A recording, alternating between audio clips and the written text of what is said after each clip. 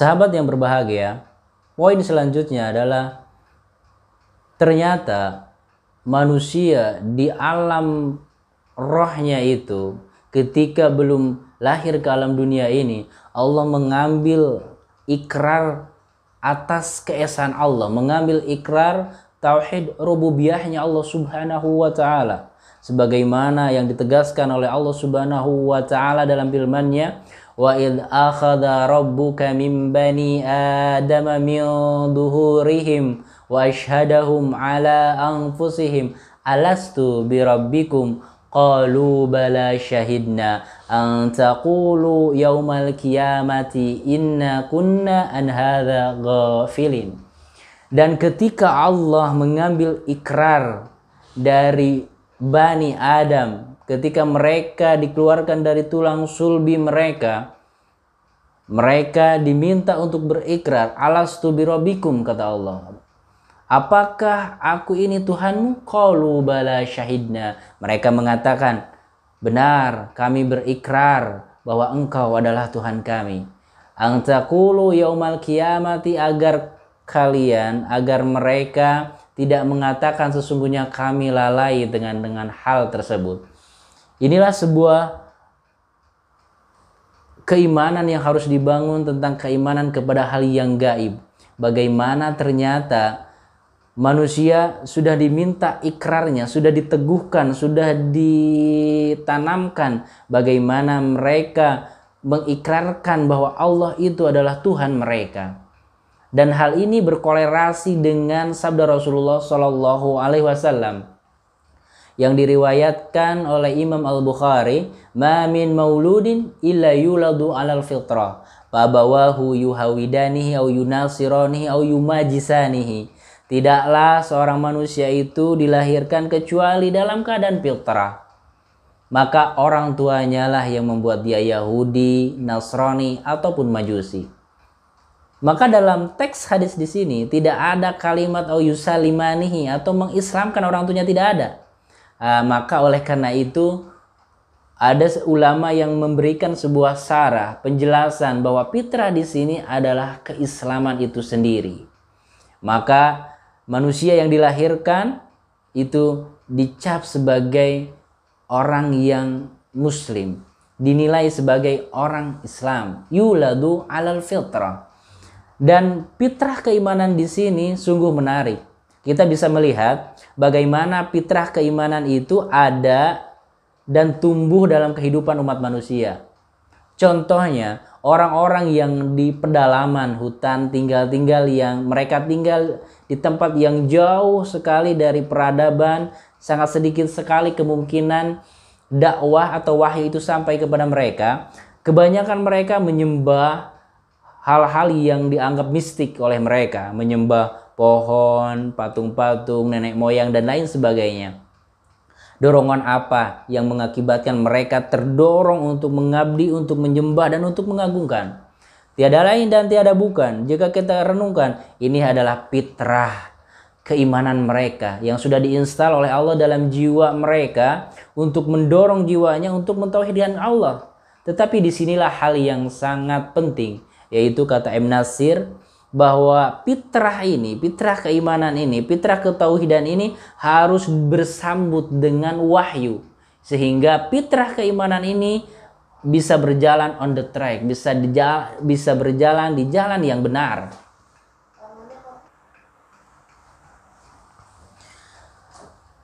Nah, kadang fitrah keimanan ini ada orang yang mendustakan, ada mereka yang menguburkan fitrah keimanan itu ke dalam dasar jiwanya. Katakanlah orang-orang ateis. Mereka menolak akan adanya Tuhan, bahwa alam semesta ini terjadi dengan sendirinya. Tetapi ada sebuah cerita yang menarik datang dari Stalin. Stalin ini salah satu tokoh komunis ateis zaman dulu. Diceritakan bahwa Stalin ini dia menaiki pesawat, dan ketika di perjalanan si Stalin ini pesawatnya dikena gelombang udara sehingga mengakibatkan pesawatnya oleng. Sehingga seolah-olah ini adalah akhir dari hidupnya. Ketika jiwanya terdesak, ketika ketakutannya benar-benar merongrong jiwanya, benar-benar tidak ada lagi tempat bergantung dia. Apa yang dia katakan? Yang dia katakan adalah dengan refleks, dengan spontan dia langsung mengatakan, "Ya Tuhan, tolonglah aku." Inilah sebuah gambaran. Secerdas apapun manusia, sepintar apapun manusia dalam mengembangkan pemikirannya, mengembangkan penelitian dan lain sebagainya, tetap saja di dalam jiwanya itu ada sebuah space, ruang yang harus diisi dengan keimanan dan ketauhidan yang benar. Cerita yang ketiga datang dari M. Natsir. M. Natsir dalam Selekta Kapitanya menceritakan bagaimana seorang ilmuwan yang dia, pasti kita bayangkan seorang ilmuwan yang dia meneliti terus menjadi sebuah kesenangannya, passionnya, tetapi di suatu puncak dari keilmiahannya, dia merasakan sebuah kehampaan di dalam jiwanya. Ada sebuah ruang kosong yang tidak bisa diisi dengan keilmuan, dengan penelitian, tapi ada sebuah hal yang menggelisahkannya. Sehingga pada akhirnya karena ada kegersangan jiwanya, dia pun menulis sepucuk surat. Jadi dia menulis sepucuk surat bahwa dia melakukan bunuh diri ini, membunuh anaknya, terus dia juga membunuh dirinya, bahwa dia menceritakan intinya adalah dia merasakan sebuah kekosongan jiwa yang dia ingin mencari kedamaian tetapi tidak ada. Ya, namanya ilmu pengetahuan setelah dipecahkan ada lagi sebuah misteri, dan selanjutnya tidak berakhir. Selanjutnya adalah energi dari kalimat syahadat tersebut. Bagi mereka yang benar-benar menyatukan jiwanya dengan ikrar syahadat tersebut, asyhadu alla ilaha illallah wa asyhadu anna muhammadar rasulullah, aku bersaksi bahwa tidak ada Tuhan yang berhak untuk disembah kecuali Allah, dan aku bersaksi bahwa Nabi Muhammad adalah utusan Allah. Maka pastilah pribadi yang benar-benar menjadikan kalimat syahadat itu menjadi sebuah pondasi dalam kehidupannya, pasti dia akan berubah menjadi pribadi yang sungguh luar biasa. Bagaimana tindak tanduknya akan benar-benar didorong dengan ketauhidan yang sungguh luar biasa. Inna sholati wa nusuki wa mahyaya wa mamati lillahi rabbil alamin. Sesungguhnya sholatku, ibadahku, hidup dan matiku hanyalah untuk Allah Subhanahu wa ta'ala. Jikalau kita mengevaluasi diri kita, sejauh mana sih keikhlasan kita, sejauh mana sih kita benar-benar menjadikan Allah itu yang paling pertama dan utama dalam kehidupan kita? Apakah kalimat syahadat itu hanya mungkin sebatas di mulut saja? Jiwa kita masih kering sekali dari Allah, masih kering sekali dari sebuah energi positif dari syahadat tersebut. Ya, inilah sebuah perjuangan yang dimana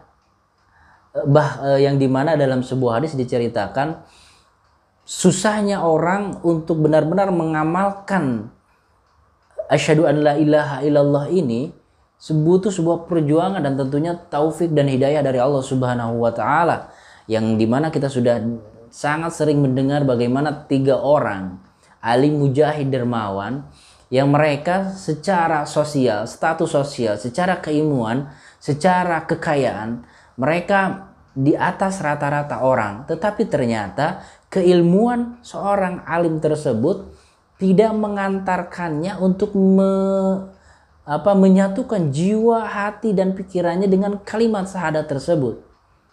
Ketika seorang alim ditanya di hari akhir, di hari kiamat, untuk apa waktu hidupmu di dunia?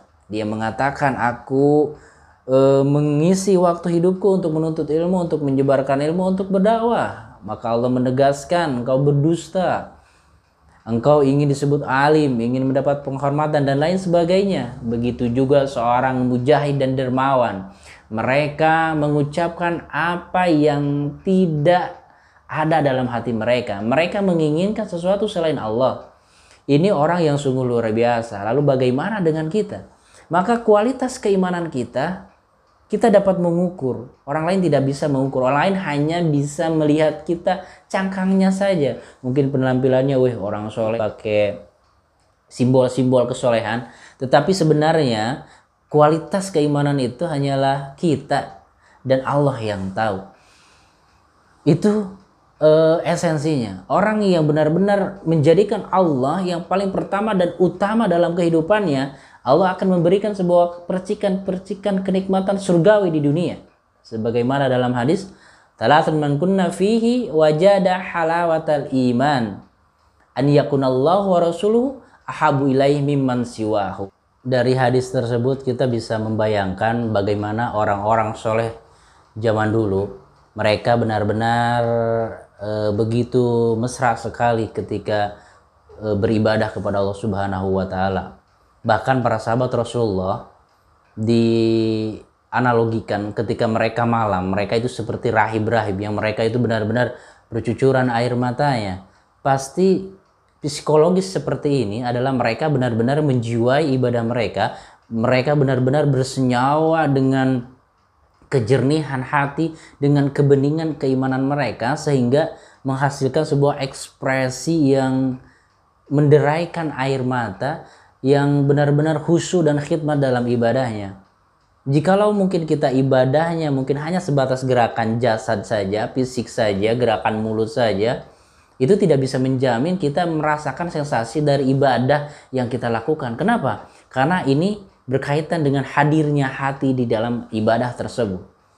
Para sahabat ketika malam mereka seperti hamba-hamba Allah yang berhati yang sangat lembut, mudah tersentuh. Dosa sedikit pun mereka dianggap besar luar biasa. Sebaliknya dengan kita, dosa dan kelalaian yang kita lakukan dengan sering, dengan banyaknya, kita seperti santai-santai saja. Seperti sorga itu kita sudah kayak orang, seperti kita punya orang dalam gitu. Masuk ke surga itu kayak udah jaminan. Padahal apa jaminannya? Apa amalan-amalan kita yang bisa dibanggakan? Nah, inilah salah satu energi positif dari kalimat syahadat itu, menjadikan manusia yang tadinya biasa menjadi luar biasa. Dari nothing menjadi something, menjadi sesuatu yang menginspirasi, menggerakkan, dan tentunya memberikan sebuah semangat yang menjalar kepada lingkungannya. Itu yang pertama. Yang kedua, energi positif dari kalimat syahadat, yaitu dalam jiwanya meyakini bahwa agama Islam itu adalah way of life, adalah jalan kehidupan. Kenapa? Karena dirinya sudah berikrar, sudah mengakui bahwa Muhammad itu adalah utusan Allah. Maka yang namanya utusan Allah pasti manusia pilihan yang diberikan misi untuk disampaikan kepada umat manusia.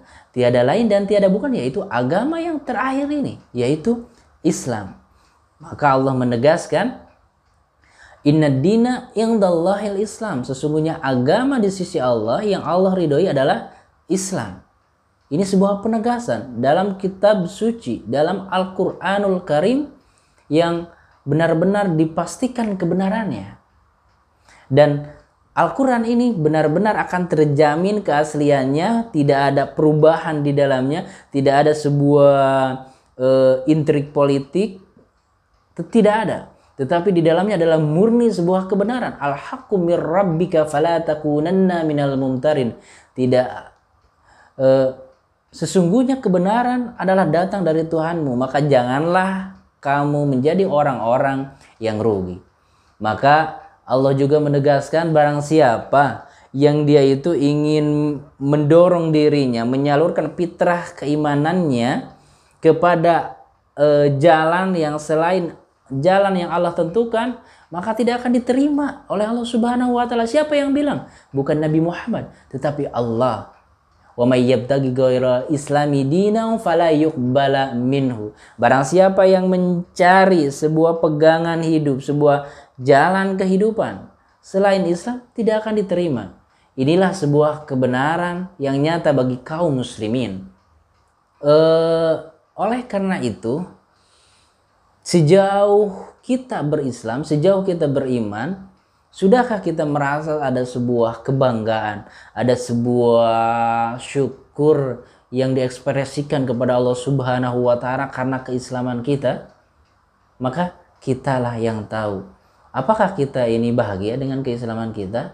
Atau kita hanya menerima keislaman ini hanya dari nenek moyang kita, orang tua kita yang muslim saja, ya mengalir aja, tidak ada sebuah nilai lebih, tidak ada sebuah cita rasa yang membanggakan, yang membuat kita bersyukur.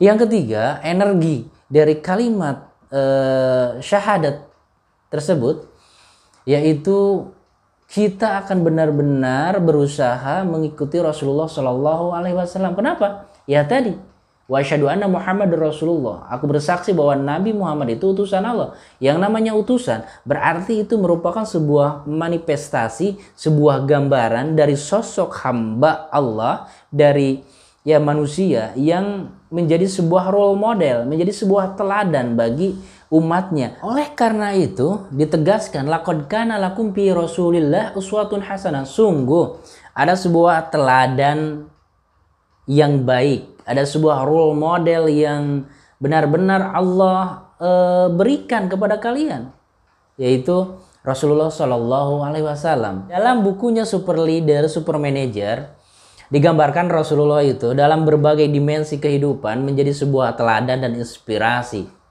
Jangankan hal-hal yang jauh, dalam masalah rumah tangga pun Rasulullah yang luar biasa, yang paling lembut dengan istrinya, dengan keluarganya. Dan ternyata di luar rumah pun Rasulullah menjadi seorang panglima perang yang sungguh luar biasa. Rasulullah menjadi seorang orator yang luar biasa, dan dan masih banyak dimensi-dimensi kehidupan yang ada dalam diri Rasulullah yang menginspirasi. Jikalau kita melihat para jenderal-jenderal perang, mereka mungkinlah yang kita kenal Napoleon Bonaparte ataupun yang lain-lainnya, mereka jenderal perang, fokusnya di sana. Tetapi apakah dijamin akhlaknya itu baik? Bagaimana dengan keluarganya? Bagaimana mereka menghadapi musuhnya? Tetapi Rasulullah begitu sungguh luar biasa. Bagaimana beliau menjadi sebuah manifestasi manusia idaman, manusia yang ideal. Bahkan salah satu sejarawan, Michael Hart, menjadikan Rasulullah itu nomor pertama manusia yang paling berpengaruh di dunia. Mudah-mudahan kita diberikan taufik dan hidayah oleh Allah Subhanahu wa Ta'ala, dan diberikan anugerah keistiqomahan agar kita benar-benar bisa menyatukan diri kita dengan kalimat syahadat tersebut, sehingga menjadi sebuah ruh, menjadi sebuah energi dalam setiap gerak langkah kita, sehingga kita pun menjadi pribadi yang lebih baik dari hari ke hari, menjadi pribadi yang benar-benar menjadi pribadi yang menghamba kepada Allah Subhanahu wa Ta'ala. Demikian, Assalamualaikum warahmatullahi wabarakatuh.